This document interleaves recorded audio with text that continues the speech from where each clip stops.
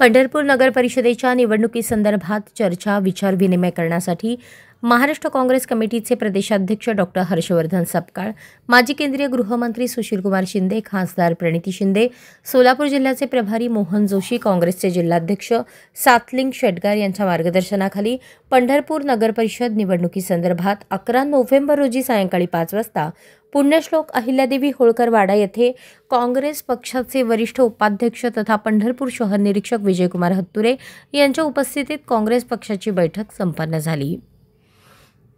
या बैठकीत निवडणूक संदर्भात संभाव्य उमेदवारांची मुलाखत घेण्यात आली।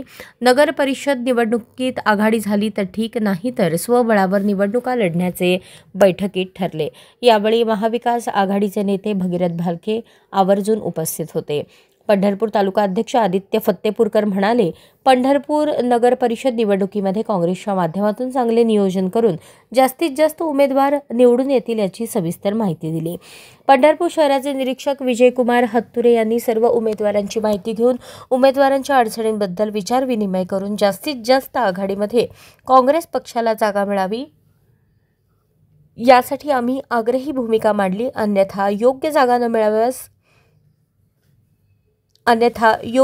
न मिळाल्यास स्वबळावर लढावे लागेल अशी भूमिका मांडली। या संदर्भात प्रदेशला अहवाल पाठवणार असल्याचे सांगण्यात आले।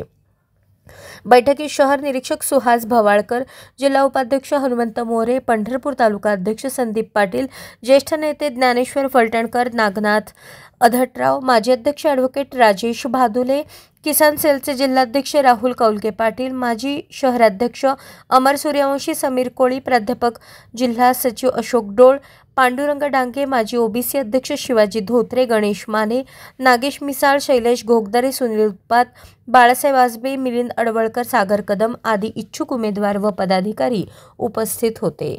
अशाच नवनवीन अपडेटसाठी जनता राज्य न्यूज चॅनलला सबस्क्राईब करा, लाईक करा आणि शेअर करायला विसरू नका।